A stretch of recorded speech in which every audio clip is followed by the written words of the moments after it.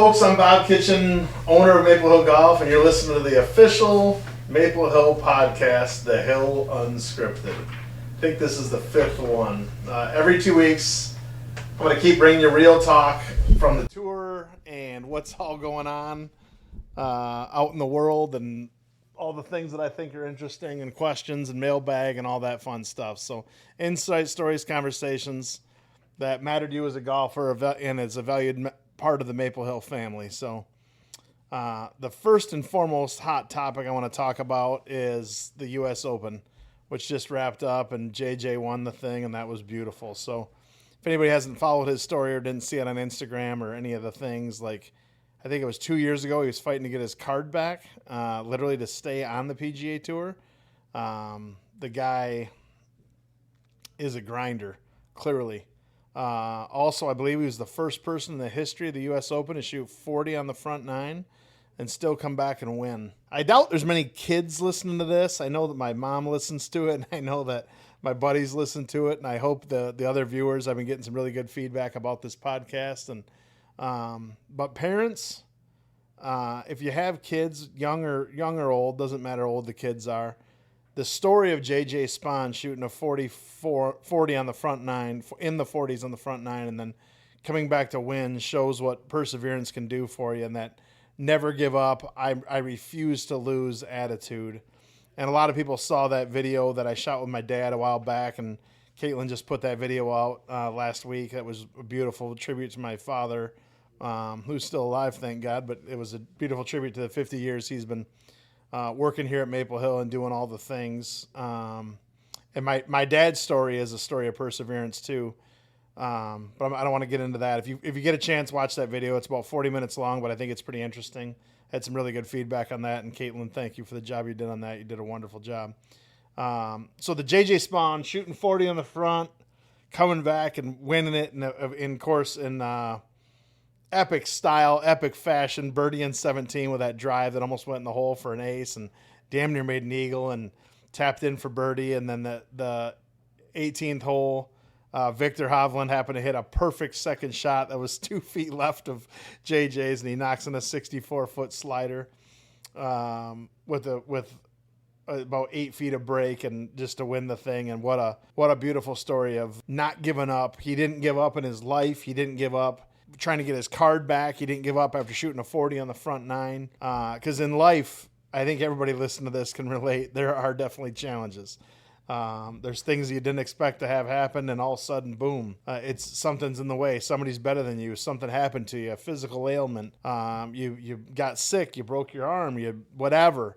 The guy shot a 40, man. He shot a 4-0 on the front nine and came back and won the thing. No one's ever done that, ever. So my hat's off to the guy, man. I can't say enough good things about the guy. He looks like a class act. I don't know a whole lot about his backstory, but he's got those 2 little beautiful girls, and good for him.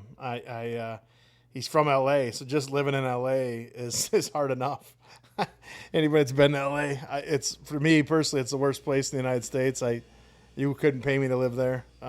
It's awful. But he lives there, and he survives, and he's the U.S. Open champ, and kind of a dark horse. And I know people that, one guy told me he bet $2 on him and won 376. So that's a pretty good return. And then about the U.S. Open in general, I think JJ's final score was -1, if I believe. I think that's correct. But more importantly, what he actually shot is what he actually shot. I've been talking about this a couple podcasts ago about how difficult and hard golf is. And so for the USGA to keep taking these pars from 72 down to 70 so that it looks like the guy shot 1 under when he really shot 9 under, because it's 2 strokes better per day than what actual par is.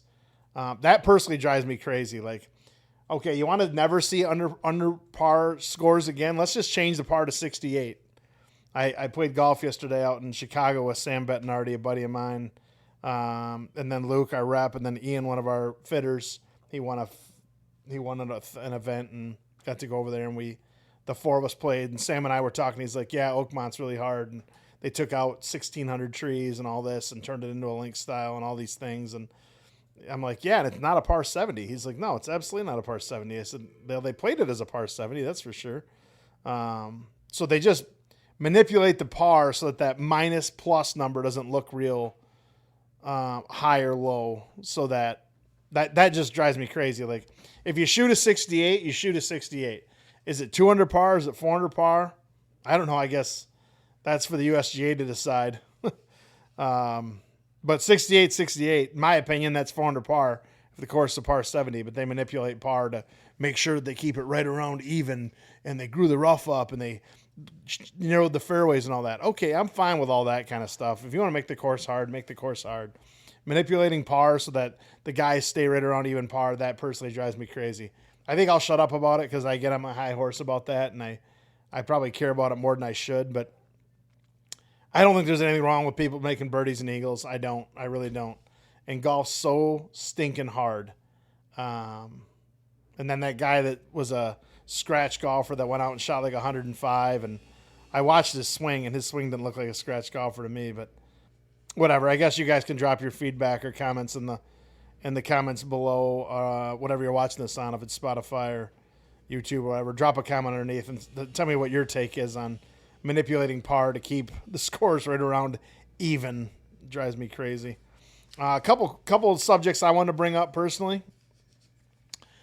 This one's always been interesting to me. We do our absolute best here at Maple Hill to sell golf clubs for the most reasonable price possible. So we had a great lunch yesterday over at Butler National, and we were all sitting at the table, and I said, one of our competitors here in town tries to fit people in the most expensive golf clubs possible. I said they don't sell drivers for less than $900 to $1,200 per driver, and they don't sell irons for much less than $3,000, and everything's upgraded shafts, everything's upgraded grips, or should I say upcharge more than upgrade, because you can still shoot good scores with anything. And if you want proof of that, look at many of the scoring records are back from the 80s, 90s, some in the 2000s still, and the clubs then aren't nearly as good as the clubs now. So the club doesn't matter a super ton, and these super expensive clubs I think it's a sham and a rip off, and I hate to see people spend more money than they have to. So anyhow, here's the question. Here's what I want you to think about. If more expensive golf clubs, if you believe more expensive golf clubs truly make you better, then if your clubs cost 1 decimal point over, so if your driver costs 100, make your driver cost 1,000. Would you think right now you're better than what you are? So if you spent $300 on your driver, move that decimal over 1. Say now your driver costs $3,000, because you can charge anything you want for anything you want, right? We were talking about cars the other day, and we were talking about how many cars Kia has to sell versus how many cars Lexus has to sell. Kia has to sell 6 cars to get up to, $200,000 or something like that. Lexus has to sell maybe 2. So is a Kia a worse car than a Lexus? I don't think so. They both drive. I mean, is the Lexus more fashionable? Yeah. Does it have a higher resale value? Of course it does. Does it make you a better driver? It doesn't make you a better driver. And I'm nothing against Lexus, but if you think more expensive clubs make you better at golf, then if your clubs cost 1 decimal point over, would you think you're better right now than what you currently are? That's the question. I just want people. I want that to sink in, and people go, "Oh, I'm not good enough to play a $600 driver." Well, it has nothing to do with how good you are. It's if that driver actually fits you, and if it's actually what you need, and if you hit it good or not. So more expensive golf clubs, I can tell you for a fact, they'll make you better, because I have access to every golf club in this entire store, and I'm still out there thrashing it around and slashing it from rough to rough and bunker to bunker, and I can shoot good scores, certainly. If I'm having a good day, I can have a good day, but I just don't want people to believe that the price or the dollar amount of a golf club has anything to do with the performance or how good a person is. Just find something you like that's in your price range and go with that. This one I get all the time. This is a question I get all the time. What should I use? What's best for me? So I want you folks to understand and realize that results is what drives what you should use, not specifications. So meaning this, people ask me this all the time. I have 108 mile an hour club head speed. What shaft is best for me? I have literally no idea. I said it before, but Fred Couples used to play a women's 3-wood on the tour. Fred Couple said about as far as anybody on the tour. So he used it because it worked. Results. I don't care about specifications. I don't. Well, this guy's ball speed is 165 miles an hour with a 7-iron. I'm like, okay. So now what? Now what do you want me to do with that? Because results is all that matters. It doesn't. Your specifications and what your statistics are. I don't care about any of that. Where's the ball going? So what shaft should you use? You should use the one that goes the absolute furthest and straightest. That's the one I would tell you to use.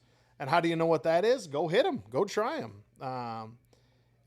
Get some good feedback. Go test this, test that. If you don't live in a place that has demo clubs like what we do, like if you live in Grand Rapids, you're pretty blessed. We have a great driving range and all sorts of simulators and TrackMan, and you can test anything and everything you want.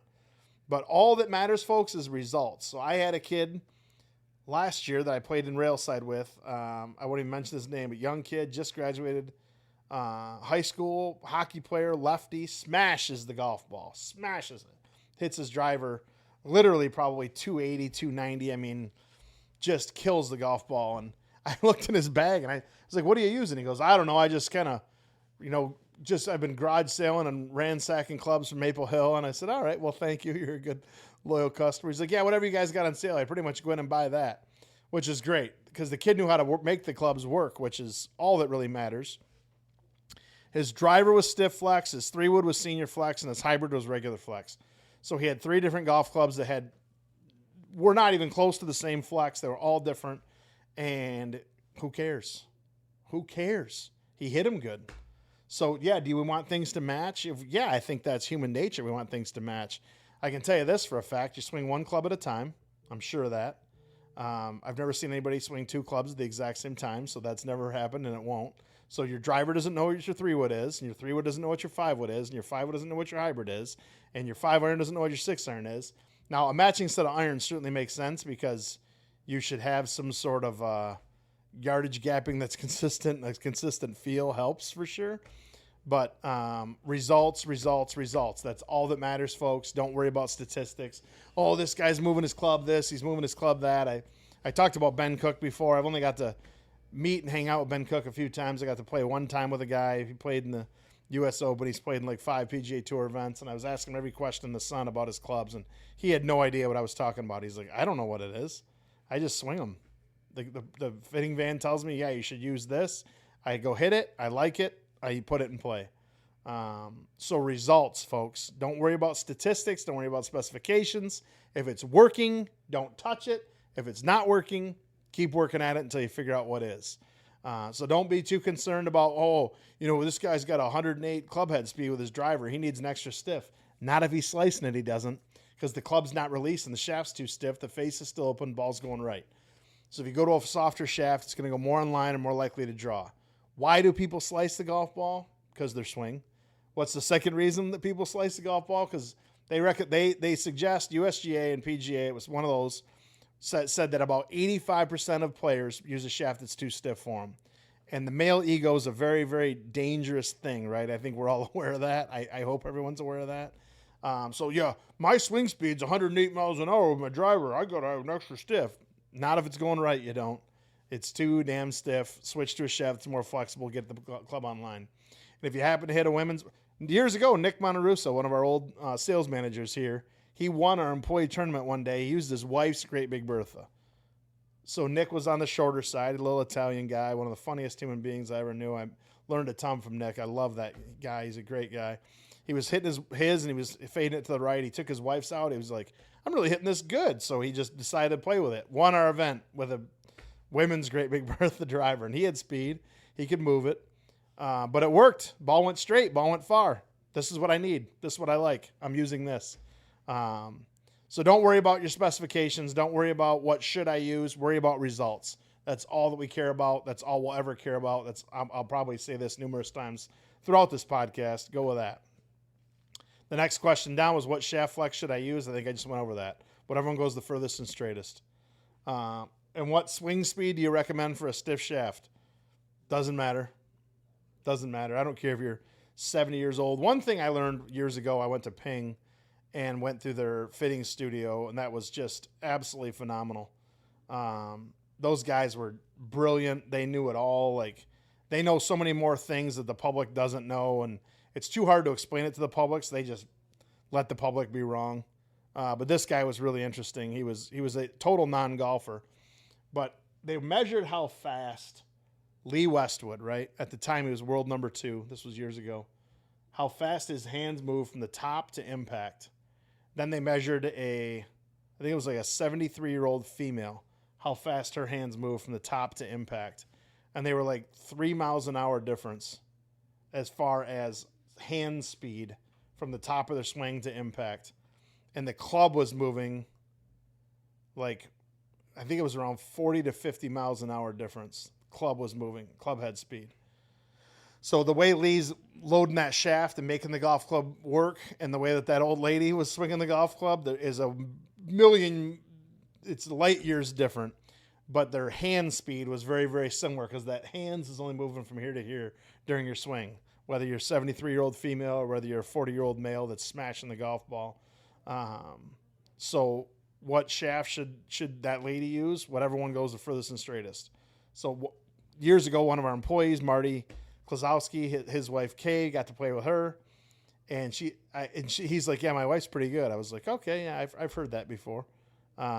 Super nice person. Get on the first tee. I look at her driver. She's got a Callaway XR16 9-degree stiff. I'm like, and she's like, probably, forgive me, Kay, but she's probably in her young 60s at the time, I'm guessing, maybe late 50s. I don't know, somewhere in there. She wasn't super young. She's tall. She's athletic. She's fit. And I'm like, not many women I know in their 50s and 60s need a men's stiff flex. I can tell you that much for sure.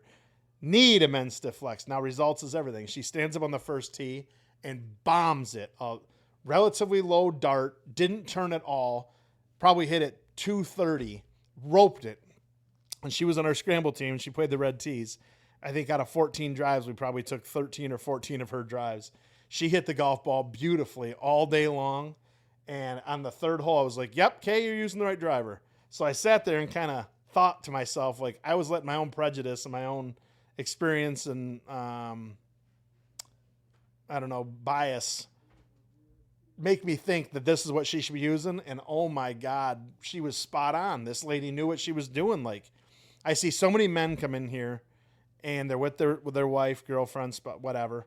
And, oh, my wife swings really hard. She can't hit a women's flex. And I'm going, sure she does. Sure she does. Everybody swings real hard. Everybody's got a buddy that knows. Everybody, we're a top 100 fitter. We know what we're doing here at Maple Hill. And that doesn't mean everybody does, but we got a pretty good grasp on things. I've been doing this myself for 30 years since I was 16 years old. And I see these men self-destruct their wives every single day. Every day. My wife needs this. We watch her swing. No, she doesn't, sir. She needs this. This is what's giving her the best results. So that was kind of where I went with Kay. And, oh, my God, she needed exactly what she had, a 9-degree stiff men's driver. And she bombed the golf ball all day long. And she's still really, really good. So hats off to Kay. The next thing I want to talk about is a question from the mailbag. This is a question from TikTok. Do you think Cobra is going to come out with a mini driver?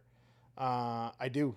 I think Ricky's already playing it, as a matter of fact. I'm almost sure of it. I think they announced it one time on the tour not that long ago that Ricky had it in play and was already using it and dinking around with it. So I think you're going to see Cobra bring out a mini driver. I wouldn't be surprised at all if Ping brings out a mini driver. And I wouldn't be surprised if Scotty Cameron and Ping join the zero torque putter revolution, or kind of latest craze, fad, whatever you want to call it. So I think the evolution of golf is nowhere near complete. I mean, the head can only be 460 cc's. The CT, or they used to call it COR, the coefficient of restitution, how fast the ball comes out the face, can only be so much. Golf balls can only be so small. They can only have a certain weight. You can make them as big as you want. You can hit a beach ball if you want. It has to have a certain weight to it. So there's a bunch of different rules and regulate length of shaft, all these different things. But they're still going to keep on working on improving all the different things and tweaking things and making things better and easier for players to use. And as long as we're smart enough to actually use it, I think it's gonna be. I think the future's bright. I'm pretty excited about it. I had a really good meeting with Sam Bettinardi yesterday, and we were kind of discussing the future of golf and like what his world is kind of putters and wedges, and then he does a little irons now too. And he said his dad wants to get in the woods, and I was like, Sam, don't touch woods, please. Like that's a long road. You see Kirkland and Vice and all these companies trying to do woods, and I don't think they're succeeding. It's just too hard.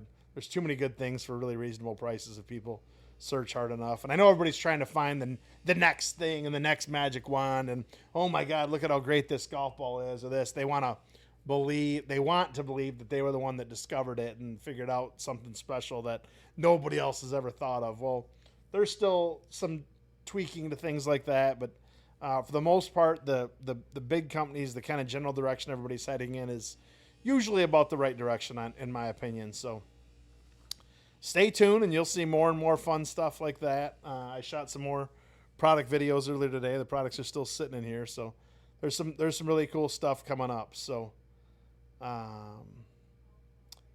again, to kind of close this up and wrap this podcast 5, I believe, is that correct? Yeah, podcast 5.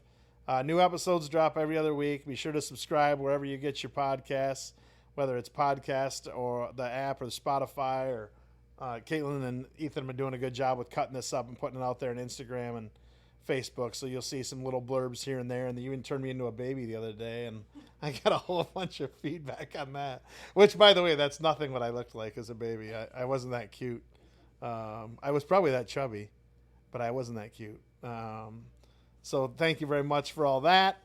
And then last but certainly not least, the Maple Spill. Kind of some updates of what's going on around here. We've kicked off the 616 tour for the juniors, 2-man scramble, super fun.